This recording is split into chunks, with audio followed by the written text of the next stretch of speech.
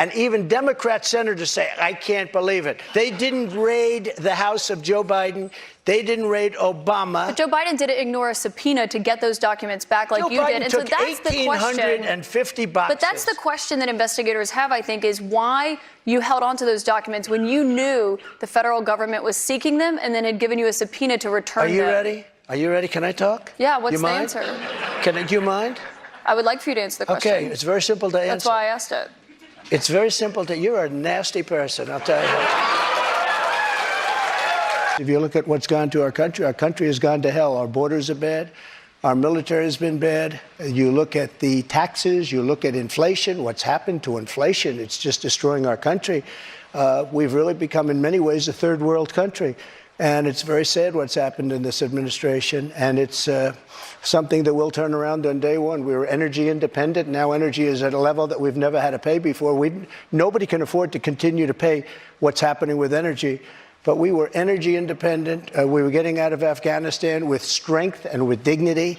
And instead we got out, we looked like fools, probably the most embarrassing moment in the history of our country. One of the big problems was that Nancy Pelosi, Crazy Nancy as I affectionately call her, Crazy Nancy Pelosi and the mayor of Washington were in charge, as you know, of security. And they did not do their job. They're not in charge of the National Guard. You're in charge of the National Guard. Well, I offered them National Guard. I said, we'll give you soldiers, we'll give you National Guard, we'll give you whatever you want. And they turned me down. And in fact, she turned me down. She turned me down in writing. But you said you weren't very involved that day. You did tell your supporters to come to Washington. You tweeted about it, about that speech that happened on the rally. Am I allowed to say that? When they went to the Capitol and they were breaking into the Capitol, smashing windows, injuring police officers, why did it take you 3 hours to tell them to go home? I don't believe it did. Oh, let me pull it out. I have to pull it out.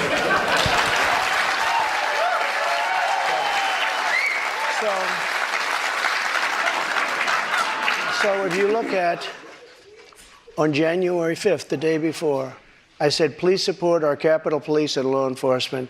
They are truly on the side of our country. Stay peaceful.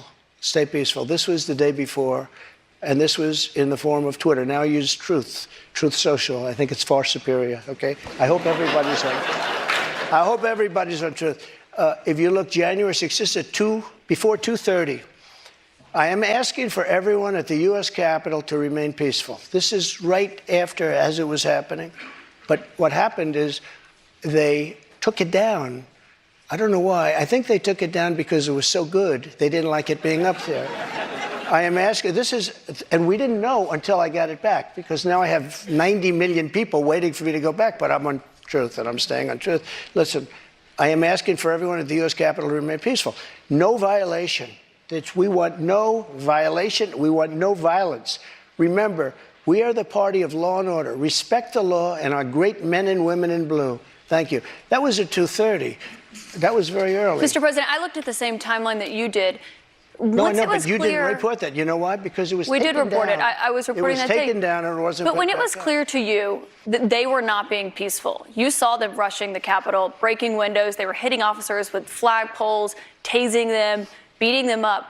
When it was clear they weren't being peaceful, why did you wait 3 hours to tell them to leave the Capitol? They listen to you like no one else. You know that. They do. I agree with that. But so why didn't you tell them to go home sooner? Nancy Pelosi and the mayor are in charge. I assume they were able to do their job. They weren't. But Pelosi's not in charge of Capitol security. And if you remember, I made a video right outside the Oval Office in the Rose Garden.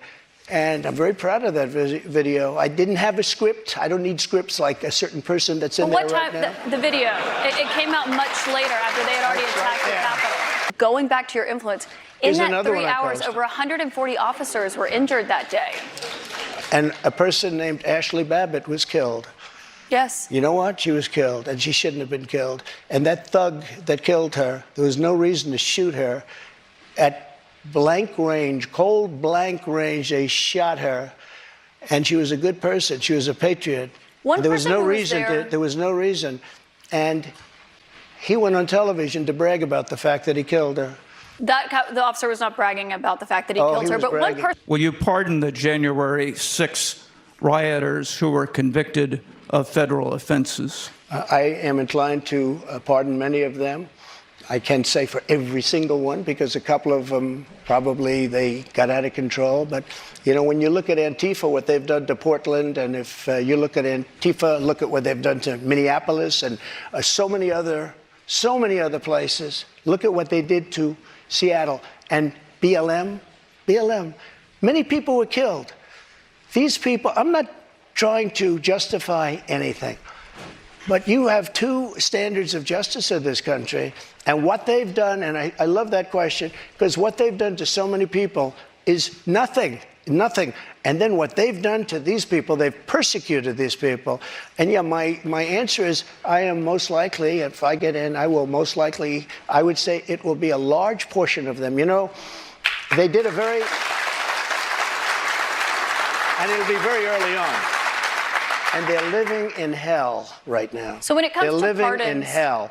And they're policemen, and they're firemen, and they're soldiers, and they're carpenters and electricians, and they're great people. Many of them are just great people. Mr. President, one of the people who was convicted was a former policeman, but he was convicted of attacking a police officer, I should note. But when you said you are considering pardoning a large portion of those charged with crimes on January 6th, does that include the 4 Proud Boys members who were charged and convicted of seditious conspiracy? I don't know. I'd have to look at their case, but I will say in Washington, D.C., you cannot get a fair trial. You cannot. Just like in New York City, you can't get a fair trial either. This woman, I don't know her. I never met her. I have no idea who she is. I had a picture taken years ago with her and her husband, nice guy, John Johnson. He was a newscaster, very nice man. She called him an ape. Happens to be African American. Called him an ape. The judge wouldn't allow us to put that in. Her dog or her cat was named Vagina. The judge wouldn't allow to put that in. All of these things but with her, they could put in anything. Access Hollywood. This was a jury of 9 people who found you liable of sexual abuse. Do you think that will deter women from voting for you? No, I don't think so, because I think the whole thing, just so you understand, ready? I never met this woman. I never saw this woman. This woman said, I met her at the front door of Bergdorf Goodman, which I rarely go into other than for a couple of charities. I met her in the front door. She was about 60 years old, and this is like 22, 23 years ago.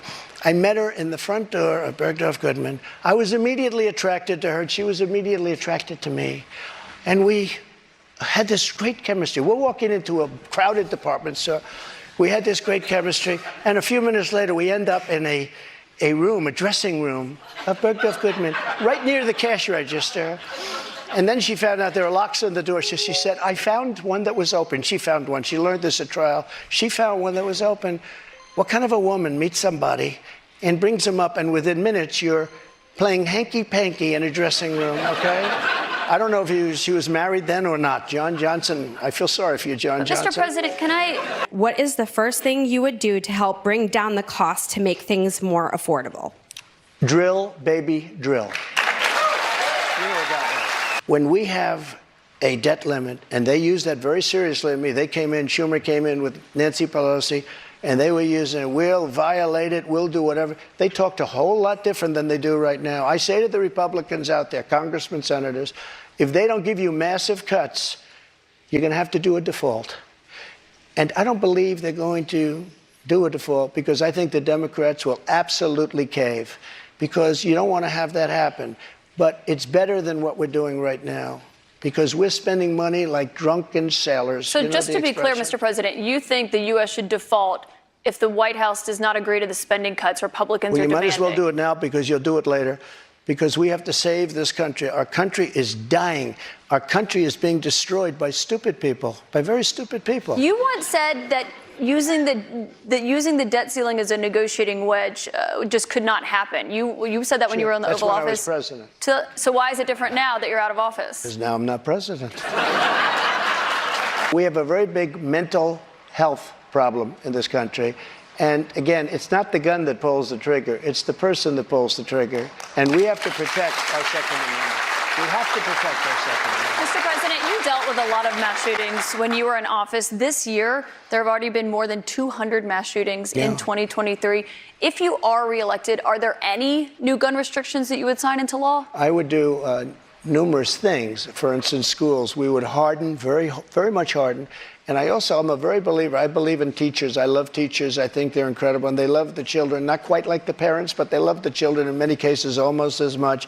Many of these teachers are soldiers, ex-policemen. They're people that really understand weapons. And you don't need 5% of the teachers would be more than you could ever have if you're going to hire security guards. But in addition to that, have security guards, you have to harden your entrances. You have to make schools safe. And you can make other places safe. But it is a big mental health problem in this country more than anything else. If you look at Chicago, Chicago has the single toughest gun policies in the nation. They are so tough you can't breathe. New York, too, and other places also. All of those places are the worst and most dangerous places. So that's not the answer. I consider the other side to be radical because the other side, under Roe v. Wade and other things, the other side, they're radical because they will. Remember the debate with Hillary Clinton? They said, rip the baby out of the womb at the end of the 9th month. They will kill the baby in the 9th month. If you look at that crazy governor of Virginia from the former governor, where he said, no, the baby will be born, and then we'll decide essentially whether or not to execute the baby. But, Mr. President, can we talk about what you would do if you are No, but these are the radical people. Reelected? It's not the pro-life people that are radical. But if you are reelected and you're... People that will kill a baby in the 9th month or the 8th month or the 7th month or after the baby is born, they're the radicals, not the pro-life people. I just want to give you... You're going to have millions of people pouring into our country right now at a level that nobody's ever seen before.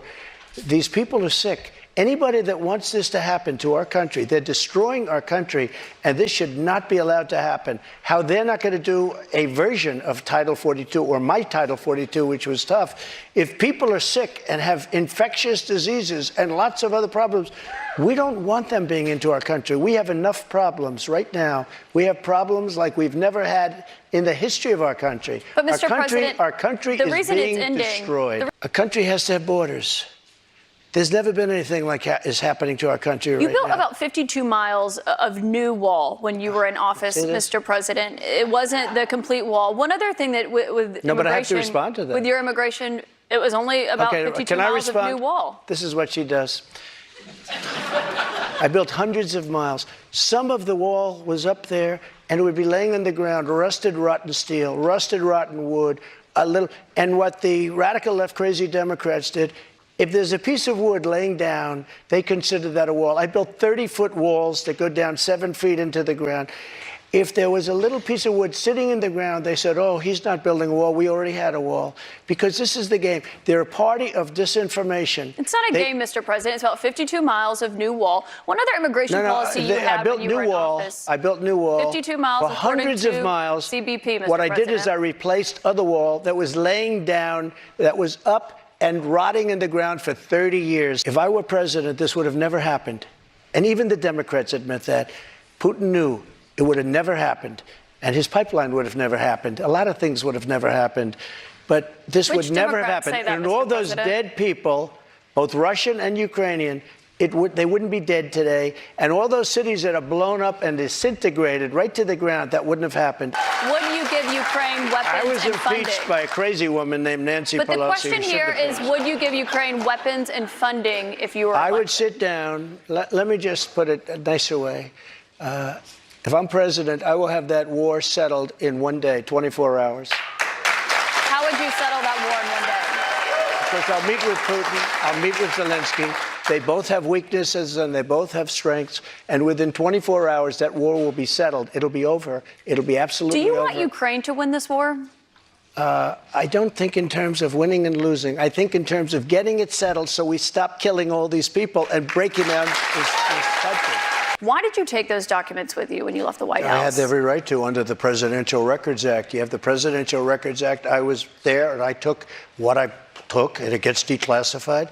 Biden, on the other hand, he has 1,850 boxes. He had boxes sent to Chinatown, where they don't speak even English in that Chinatown we're talking about. I got to stop you right there. Nobody talks about him. They talk about us. Just so you understand, I had every right to do it.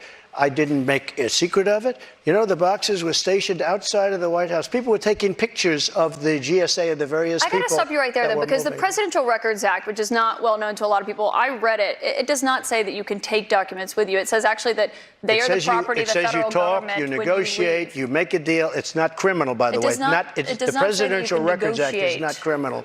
And just so It does you not know, say you can negotiate to just take so the you- documents with you. Can I tell you? Just so you understand, the Presidential Records Act is not criminal. I took the documents. I'm allowed to. You know who else took them? Obama took them. Nixon took them. Obama did Reagan not take took them. documents. Oh, he didn't? The difference here that I'd like Take to a know, look. the Reagan National took Archives them. says that President Obama Even did Jimmy not Carter, take even Mike documents. Pence had some documents, and he's a You very referenced honorable Pence, guy. you referenced But you know who Biden. took them more than anybody is Joe Biden. He has 1,800 boxes. That's And not nobody accurate, even Mr. knows where President, they and you are. know that. 1,800, and nobody talks about him. Let's hear It what happened included a when you had raid those on my documents. house. That's what it included. But They you had didn't raid. you'd gotten a they didn't subpoena raid and they had not Biden's been house. turned over yet. They didn't raid Biden's house. You know what happened? They put him in the house. That's the one with the Corvette, where the documents were laying all over the floor. That was fine. And you know who happens to be at Mar-a-Lago? Secret Service, and they're phenomenal. I have Secret Service. He didn't have Secret Service. The other thing, the vice president cannot declassify. He didn't have the right to declassify. He has documents from when he was a senator. And even Democrat senators say, I can't believe it. They didn't raid the house of Joe Biden. They didn't raid Obama. But Joe Biden didn't ignore a subpoena to get those documents back like Joe you Biden did. And so took that's the question. 1,850 boxes. But that's the question that investigators have, I think, is why you held on to those documents when you knew the federal government was seeking them and then had given you a subpoena to return Are them. you ready? Are you ready? Can I talk? Yeah, what's You the mind? answer? Do you mind? I would like for you to answer the question. Okay, it's very simple to answer. That's why I asked it. It's very simple to. You're a nasty person, I'll tell you. Can you answer why you simple. held on to the documents? I was negotiating, and we were talking to NARA, that's Washington, to bring whatever they want. They can have whatever they want. When we left Washington, we had the boxes lined up on the sidewalk outside for everybody. People are taking pictures of them. Everybody knew we were taking those boxes. And the GSA, the government service, the GSA was the one taking them. They brought them down to Mar-a-Lago. We were negotiating with NARA. All of a sudden, they raid our house. When Biden had his documents, he won't give back the 1,850 boxes. And you're going to find some real gems in there. Let me ask you a question. Why is it that Biden had 9 boxes in Chinatown? And he gets a lot of money from China. Why is that? And There why, is no why evidence aren't of that, people? Mr. President. No, you cannot why say aren't that. There people is no bringing that evidence up? of that, Mr. And why don't President. they put this What guy you're Jack referring Smith to and his is an group office that he of had. thugs? Mr. Why don't President, they put him in charge of that? I need to stop you right there because there's no evidence of what you just said there. What you're referring to there is an office that he had No. after That's leaving at the University vice of Pennsylvania. presidency. Wrong.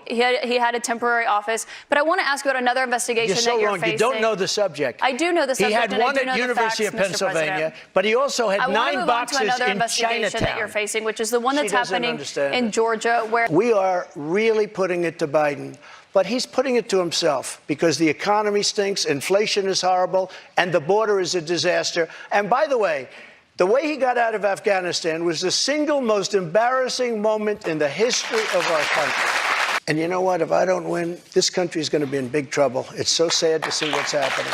but no commitment there on the accepting the results regardless of the outcome. If it's an honest election, correct, I will. Okay, so not committing to accepting the 2024 election results or acknowledging what happened in 2020. Go ahead. President Trump, I want to thank you for coming here tonight. This is an important conversation with voters to hear and to have. Thank you to our audience and to our host, St. Anselm College. Thank you very much. Thank you very much, Katie. Thank you, Good job. Thank you, Mr. President. Thank you, Katie. Thank you very much. I like you guys. We love New Hampshire. Thank you, Woody. Good luck, Woody.